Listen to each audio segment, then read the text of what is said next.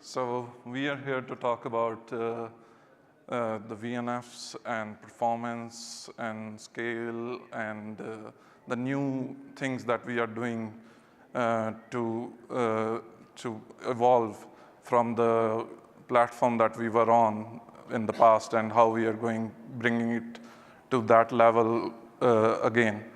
So we are coming from a world of VNFs where our workloads were running on custom hardware that offered a lot of features. But when we come in,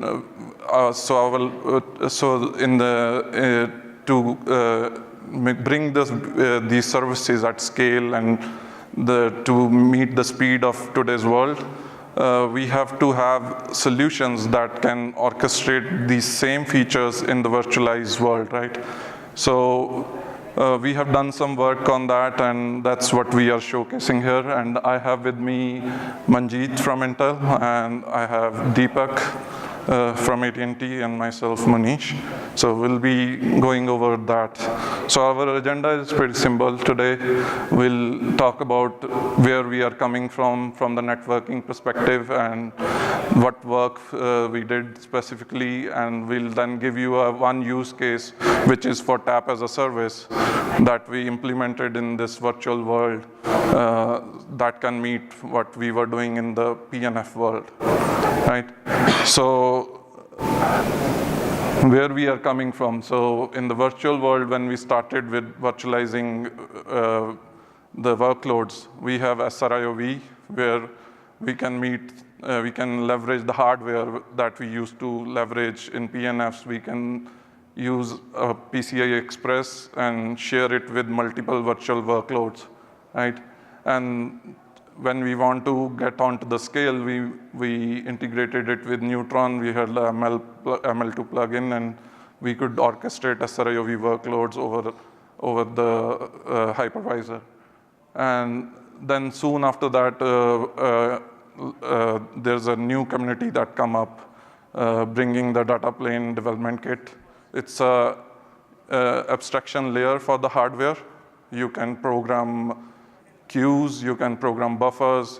There are a lot of advantages of doing things using DPDK, but it comes with some limitations, right? So, so to meet the features like VLAN trunking, like with SRIOV, today you cannot configure multiple VLANs on a SRIOV NIC like using any kernel tool. So to have those features exposed, what we did is we did an experiment, and we wrote a driver using the DPDK APIs. And this driver is available on GitHub. It's called VFD, Virtual Function Daemon. So what it does, through the VFD, you can request particular features. You can provide security anti-spoofing. You can turn off. You can do multiple VLAN filters so that your VNF sees only the packets that are destined for it. So this is hardware assisted. All of this is using the NIC's hardware capabilities. So that's where the performance is. So we want the VNFs to work at same level that the PNF used to deliver, but we can scale them, right? So the virtual function daemon, we used it in our production networks. It was a custom driver, but again, it was not it has its own challenges. Like when you have a PF associated with DPDK driver, you don't see that NIC on the host level, right, anymore. So we got what we wanted from the performance perspective, but we had day two operational challenges with a PF vanishing from the host, right?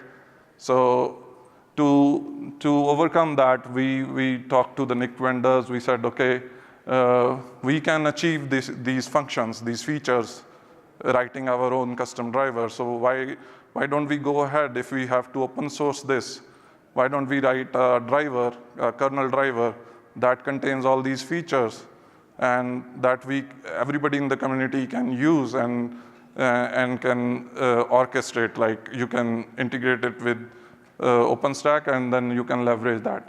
So the simple way we found without, there were so many issues working with different kernel teams that are not agreeing on a common solution. So we did a shortcut. So what we did, we exposed the NIC registers using sysfs interface. So you can call sysfs interface, and you can set the registers on the hardware, and that will make your hardware do the work for you. So like in our case, we implemented the VLAN mirror feature, right? So what we simply do is we take the input from the Neutron APIs, what VLANs need to be mirrored from the NIC. So we have multiple VFs running multiple workloads, and these workloads are using multiple VLANs. And I am interested in only 2 VLANs to be mirrored onto a different probe, right? So in our case, the probe is also a virtual VM. So what we do is we tell the NIC, okay, these are the flows that I want to go to this another VF. So what NIC does is, once we define the VLAN filter, there is a switch on the NIC that manages the traffic for the VFs. So the NIC sees this request because it's configured on the NIC register, and NIC starts sending the packet to the destined port. The same traffic that's going to the workload is also now going to the probe. So that's how we leveraged the new features. And it's not only that feature that's exposed. During when we worked with the NIC vendors, we try to expose the other features, like for security, we have anti-spoofing, you can control multicast promiscuous mode, and you can strip tags, you can do a lot of other things. So we implemented the VLAN feature. We plan to now implement trunk feature, and that's what we are going to do next. So I'll hand over to Deepak, who implemented our TAP as a service, and he'll go from here. Thanks, Munish. So as Munish mentioned, one of the features that was provided as part of the enhanced I40 driver from Intel was port mirroring. So that feature we decided to leverage as part of the existing TAP as a service plugin available to us. So fortunately for us, it was already there, and we only had to add a new SR-IOV driver. So as you see that this TAP as a service is providing a set of APIs to manage the TAP resources, and which will eventually provide the port mirroring functionality for the virtualized tenant load. And coming on to the packet mirroring, so the packet mirroring is a very useful concept. Everyone is knowing that it is when we duplicate a stream of packets and redirect it towards any probe VM kind of thing. And there can be multiple applications for that probe VM. One can be for network debugging purposes, or another one can be, for example, we want to pass that duplicated stream of packet to a passive IDS device, intrusion detection system, which will basically detect any policy violation or malicious activity. And thirdly, there can be a use in the network analytics, wherein that device or specialized function can detect any voice communication therein, or any file transfer, and it can reconstruct the file transfer from the stream. So this is the very brief of TAP as a service. So this next slide is explaining about the TAS architecture. So as you can see, it is color coded. So the component which is basically TAS SR-IOV driver, which is newly added by us as part of this enhancement. The other components which are marked in blue are where we have made some changes, enhancements, and the TAS OVS driver was left unchanged. So the main changes were there in the TAS plugin and the TAS agent. So TAS plugin is the, together with the Neutron extension TAS APIs, which is basically forming a front end for the TAS. So it is basically the server endpoint for the REST APIs. And it also provides the data models for the TAS resources, as we shall see on the further slides. And then it retrieves the data from configuration data from the DB and then communicates to the TAS agent over the RabbitMQ based RPC mechanism. Coming on to the TAS agent, this is where before this enhancement, the TAS agent was closely coupled with the TAS OVS driver. So we have to do some work or do some re-architecture there and to make it independent of any driver. So now, right now there are only two drivers supported, OVS driver and SR-IOV driver, but in future, any other driver support can be added easily, simply by adding a new file which will be basically leveraging the driver's calls. So another enhancement was made in the Horizon's TAS dashboard plugin. So it is a minor change wherein we added only a single configuration parameter we take the VLAN filter as an input from the user. So that's the only change we did there. So this is, there are mainly two TAS resources. One is TAP service and TAP flow. TAP service is basically a lightweight wrapper around the destination port, wherein we want the mirror traffic to flow to. And then TAP flow is a kind of relational object, you can say, which is linking the TAP service and the source port.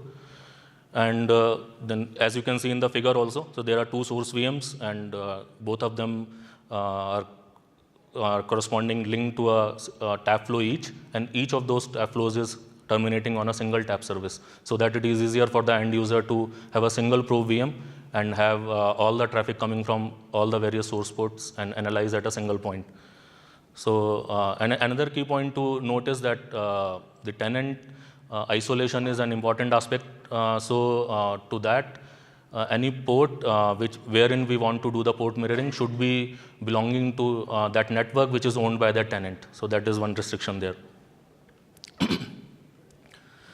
So this is representing the data models which is used for these two TAP resources. So TAP service is a very lightweight wrapper only. It is nothing but a wrapper on the port ID. So rest all the fields are normal. It is there in any of the Neutron objects. The second TAP flow is having four main configuration parameters. One is the TAP service ID with which it is linked. Then the source port from where we are expecting the port mirroring to happen.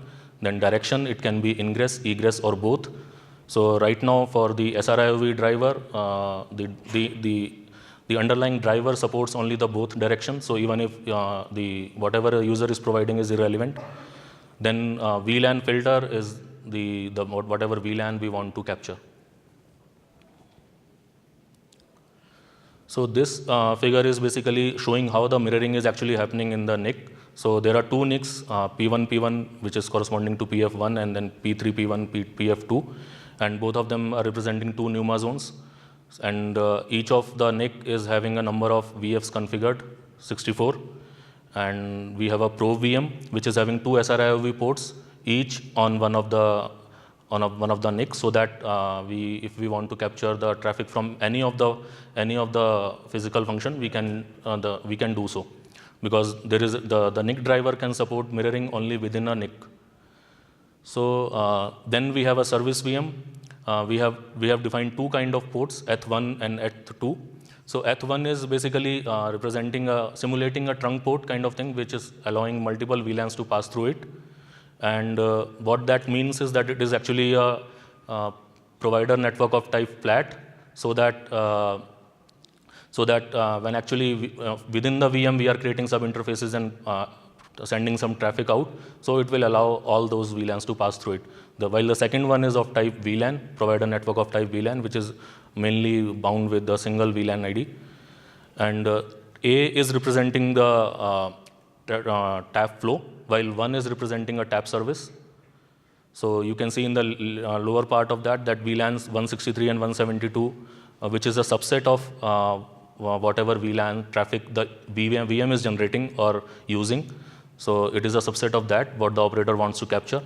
So those are sent on to the VF3. So in this scenario, how the sysfs thing is working is that to do the capturing, we need to write the VLANs to the target VF where we want the traffic to be routed to. So the target VF here, as we can see, 1 is linked with VF3.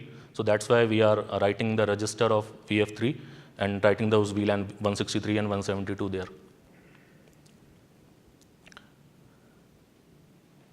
So this slide is, actually it is difficult to see, I think, but it's providing some demo snippets kind of thing for the TAP resources which we are creating here. So for Pro VM, we are creating two ports, two SR-IOV ports, and then the service VM also, we are creating two SR-IOV ports. TAP resources, when we create TAP service, you can see that we only need to provide the port in the TAP service one. And the port with which it is associated with is the VF3. And then coming on to the second TAP service, it is linked to the VF5. And then when we create the first TAP service is linked with the SR-IOV trunk network. So, and the second one is linked with the VLAN segmentation ID specific one. When we create the TAP service, we are providing the parameter as I already explained. So it is at this point when the actual sysfs call will be made. And the call will be, as you can see, it is just like we are doing echo operation, add, this is the operation, what we want to do. If it is, we want to remove the traffic, then it will be a remove keyword. Otherwise, it will be add, and then the set of VLANs which we want to capture. And then the path of that sysfs driver, which in case will be SRIOV3/VLAN mirror. So for each VF, there are multiple registers there. For mirroring, we are using the VLAN mirror for that. Same way, the second TAP flow resource also. So with this, I think I will hand it over to Manjeet, and later on we can see the demo. So yeah, I'll talk about testing, how we tested the feature which Deepak just mentioned about we implemented. So the feature we implemented required changes at like many different layers. So starting with the Linux kernel. So there was a sysfs driver written for that exposing that hardware feature all the way up to the cloud services. So we were like, it was like kind of like a challenge, and it was a requirement from CI, the community, that we should have a CI to get that feature upstream. So we were like thinking about tools, what tool to use, like to write the end-to-end CI, because we needed the nodes with that actual hardware and driver. So we read about the Zool V3. So the OpenStack community has moved to Zool V3, which is basically all the project has to have like have to have the in-repo configuration, test scripts or test jobs they are running, and it also requires like native support for multi-node jobs, which is like multi-node jobs also should be supported, and Ansible job content. So all they have moved to the like Ansible templating format. So all the jobs will be defined in the Ansible template format. So they can be reused over the different projects. So suppose you are running like one job, like which is like a same like a job which is testing some SR-IOV stuff. You're running it over like a Nova, and you're running it over Neutron as well. So you don't have to redefine that job. It's like basically you define the template once, and it actually you can include it in the CI for both the projects, and it will like trigger the job whenever the changes are submitted to the Nova and Neutron. It will trigger the CI. It will get the machines. I will talk about the Zool setup in detail in the next slide. So here is the third-party CI architecture. So basically, what it was done basically in the mind. So we have like a lot of hardware features to test. So we can like scale it up. It's not just limited to one project, but I will just talk about one project like TAP as a service for now for the like packet mirroring stuff. So third-party CI is basically the term by OpenStack Foundation, which is basically for testing the hardware features for which like hardware needs cannot be fulfilled on infra provided by open infra teams. So you can set up your own like third-party CI where you can use your own set of hardware and manage and monitor the OpenStack projects to run your tests related to the hardware on any of the OpenStack project. So here is like we deployed in form of like Docker containers. So there were like several Zool services. So the first one, oops, sorry. So there was like a TAP as a service project over review.openstack.org. So there was a Zool scheduler service which was like monitoring that review.openstack.org for TAP as a service project, where like all the changes coming to TAP as a service project will be like monitored. And there will be a launcher, which will be like conveyed a message, and launcher will have like a node pool. Node pool is basically, you can attach like a cloud or like a static pool of machine where you can test those features. And there is like an executor, which actually execute the test scripts which are defined in the Ansible templating format. So what it does is like node pool will get a machine from available pool, and it will hand it over to executor. Then executor will basically set up like a mini cloud using that configuration. So in this case, it was like a TAP as a service with SR-IOV feature enabled. So then it will like deploy DevStack. And it actually also compiles the sysfs driver on the kernel first, which is needed for enabling that sysfs interface to the cloud service. And then it will deploy the cloud on a machine. And once it deploys the cloud on the machine, then it will run a test. In this case, the test was basically, it will spin a VM with the SR-IOV direct port, and then it will have another VF, and it will like send some traffic to that VM, and then it will, the test will assert that the traffic is being mirrored to the another VF, which the way we define the TAP flow, and it also have a test where it's like a testing if we configure the like mirroring based on VLAN filter, it also tests that. And then there is a log service which actually cover all the logs, and in case of like success or failure, it posts the logs back to TAP as a service project over Garage system to upstream OpenStack. So this is a node pool config. I will like talk a little bit about it. So it's basically, you can either use like, we use the static pool of machine because TAP as a service didn't have like that much traffic, but you can also hook a like bare metal cloud. In this case, we needed bare metal machine to test this, feature. So we added like 2 bare metal machines in the pool. And like every time the patch is submitted to TAP as a service project, the launcher service will pick 1 machine from these 2, and then it will compile the sysfs driver, and it will deploy it on the machine under test, and then it will do the cloud and run the tests for like packet mirroring, and then it will post the results. So this is our test pipeline. It's very simple. You just have to define the Zool config, and then add devices to the node pool, which can be cloud. And this is the test pipeline. So which is basically, we have like Intel OpenStack CI config. So because we like architected in a way that we wanted to add like jobs for other projects as well, like hardware testing jobs for other projects. So all the config stuff like which project should run which job will go to this repository. It's basically a Git repository. And this is untrusted project, which is basically the jobs where all the job template, like Ansible job templates are defined. And this is OpenStack Garage, the projects we are monitoring. So CI Sandbox is there because we first tested on CI Sandbox. It's the project provided by OpenStack community to test the job if they are working. Then once they are working, they can move to actual projects. So we added the project here, TAP as a service. So we were running the jobs here on this project, and yeah, so all the services were like deployed in Docker Compose. So once you define all these YAML configurations, you just have to like run Docker Compose up, and the CI will be up and running. And based on configuration, it will monitor the projects. So next is the demo. Manish will cover. Deepak will cover the demo. So thank you. Hello. Yeah. Thanks, Manjeet. So as you can see, the demo environment, we used a Airship-based containerized OpenStack deployment, and it was OpenStack Okata, because at that time Okata is only supported till now.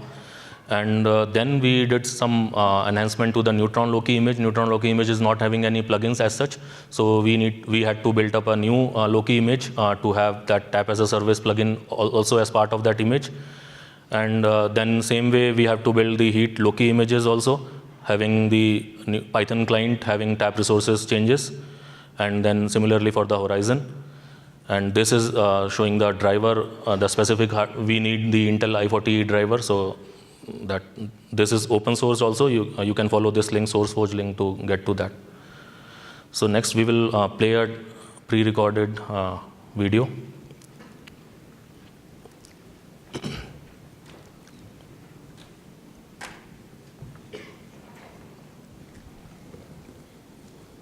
There is no port.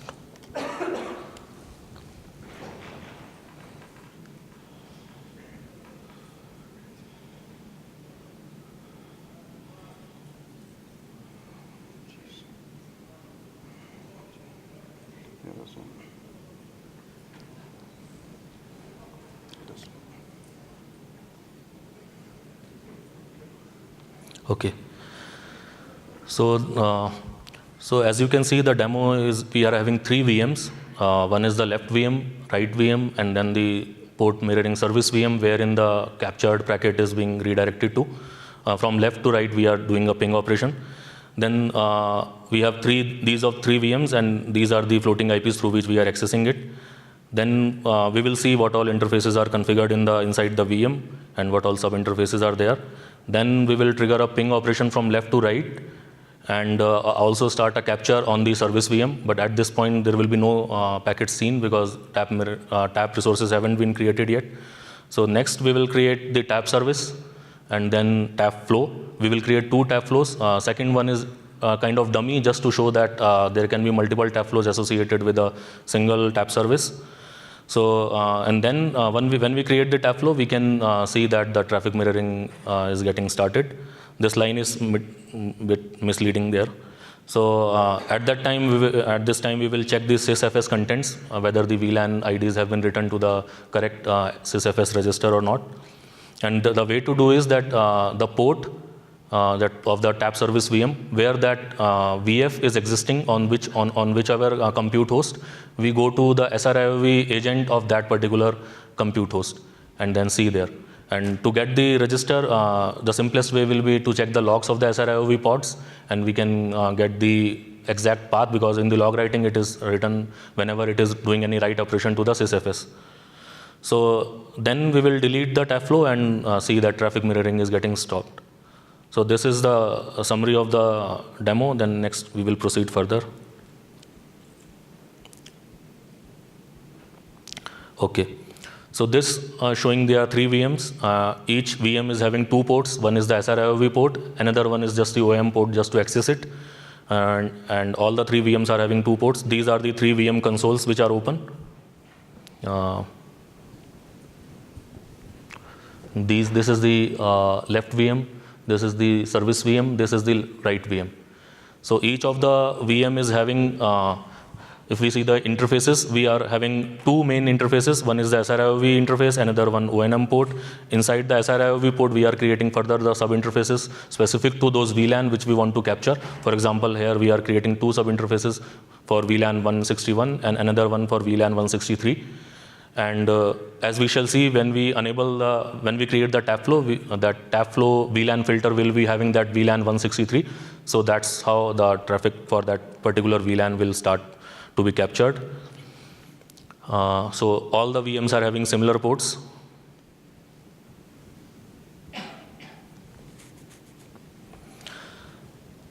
So at this point, we can start by creating, starting the ping, as well as doing the capturing the packets on the service VM.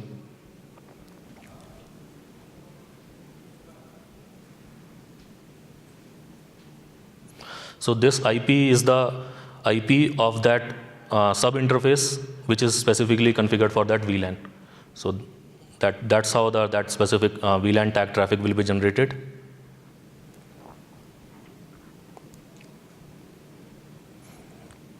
Here we start the traffic capture on the service VM. So right now there is no traffic is being received. Now next we will create the tap resources.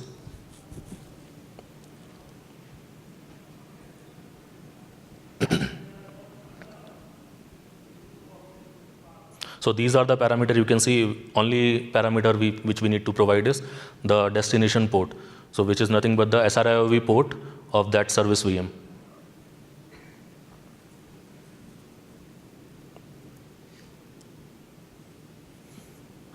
So after the tap service is created, still the traffic mirroring is not happening because actual driver call is made when tap flow is created. So next we will create the tap flow.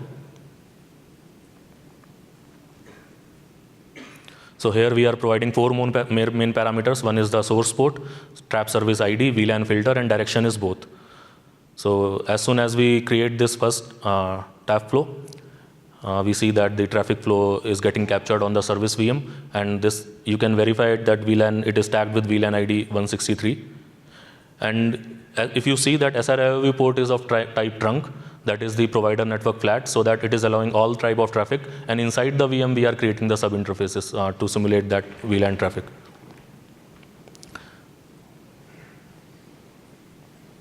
So next we create the second tap flow.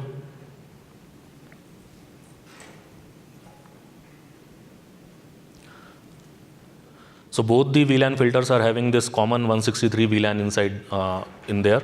So that means that when we delete one of them, even then the traffic mirroring will not be affected because they have the common VLAN filter there.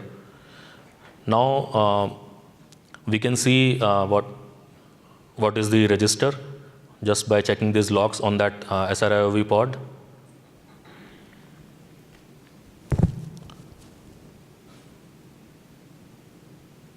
So this is the command. This is an inbuilt binary file I40 sysfs command, which is part of the tap repo. So you can, it is not doing nothing but just doing an echo operation on that target register. And this is the register where that tap service VM service SR-IOV port is being mapped.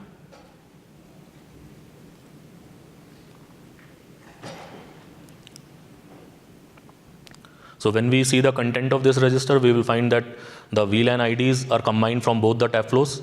And as you see, it is 164 till 164, 161 to 164, and then 172 to 173. So both the tap flows VLAN filter has been combined. It is done automatically by the Intel driver. And now we will go to the Horizon dashboard.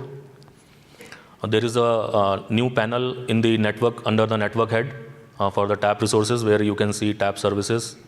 We have one tap service created, and inside that we have 2 tap flows created, so we can see that in the Horizon GUI also.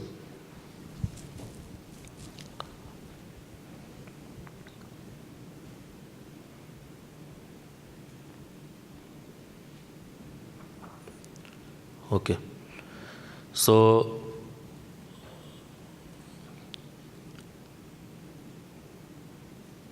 then I think I fast forwarded a little bit. I can go back. Then we first delete the second tap flow. And deleting the second tap flow will not have any effect still because VLAN filter that is having 163 in it. 174 one got removed. 173. And then when we delete the next one, we can see that when we delete the second tap flow, it is the register is empty and all the VLANs have been cleared. And inside this Horizon GUI also there is no VLAN. So that's it. Thank you very much. So any questions, please go ahead. Yeah. Could you go back to the slide deck where you had the resource creation?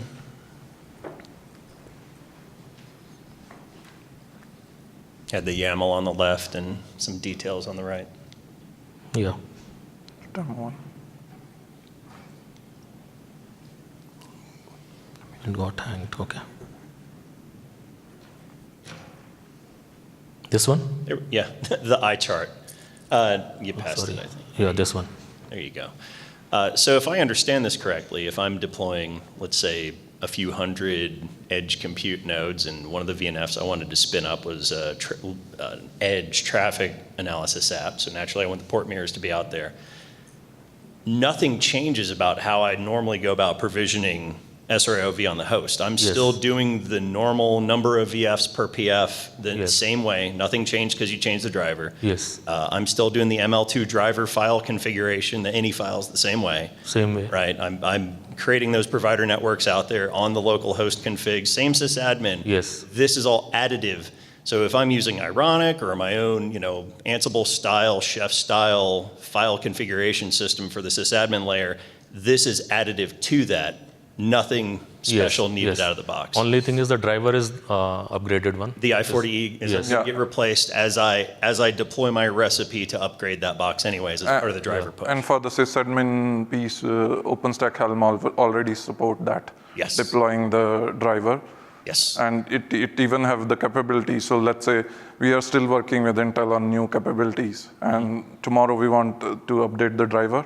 It's like no interruption. Like we'll just change the YAML and trigger update, and it will update the NIC driver. Oh, hot pluggable I40E drivers then? No, we are working on the hot pluggable feature. Okay. It's not there. Okay.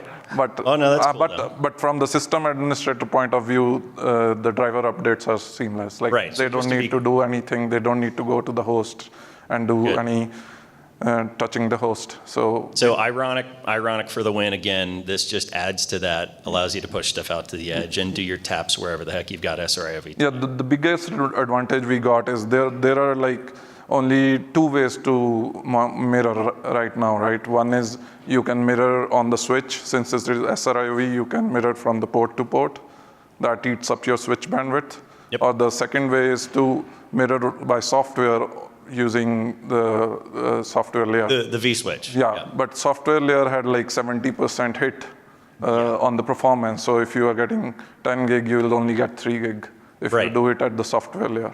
So even an open compute that has a NIC chipset that the I40E driver supports, you're set. It's turnkey. So this way, mirroring don't impact performance much. Basically, the NIC fabric, if let's say you are using a 25 gig NIC, the NIC fabric itself may be more than 25 gig. Like in this case, Intel NIC the fabric of the NIC is capable of 90 gigs. So the mirroring uses that, it exploits that bandwidth, not the bandwidth on the switch or anything. So your performance for the outgoing traffic stays almost same. So it exceeds the PCI 3.0 theoretical possible bandwidth. Yes, yes. So if you include the mirroring bandwidth, it exceeds the bandwidth of what your chip is having. Did you get a commit distro? Yeah, this is already merged. Yes. Okay. Yeah. Both the heat changes as well as TAS. So this code is available, the NIC driver is available, anybody can go and use this today. And we have very good documentation on the tap, and Manjeet has put in the super user group blog on how the CI is done.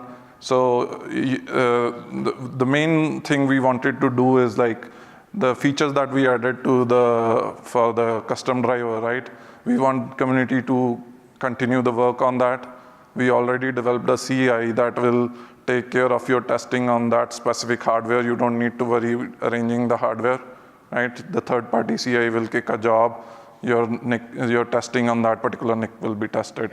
So that's been taken care of. Now we are looking at community to exploit the other features as they require. And CI is done in a way like it's like very extensible. Suppose it's not just limited to tab as a service project. So suppose you're making changes to Neutron or Nova, those can also be added to the CI. It's just like a matter of like adding new YAMLs and new jobs, and you can even reuse the jobs over the CI. So that's the other main requirement that we get from VNFs is like pushing and popping the tags. So that feature is next one that is coming in. That will be not in tab. That will be in Neutron with the SRIOV agent, right? So we can still leverage the same. We can just add that project here in his Zool configuration, and that will kick this CI again and test that project. So it's simple as that. So that's next year's presentation? No, we just want to kick it off. I mean, this is a new thing, and we just want to kick it off and give people a way to think about like how we can exploit the fabric more and more so that the virtual components can compete with the PNFs and can perform at that level. Any other question? Okay, thank you everyone. Thank you.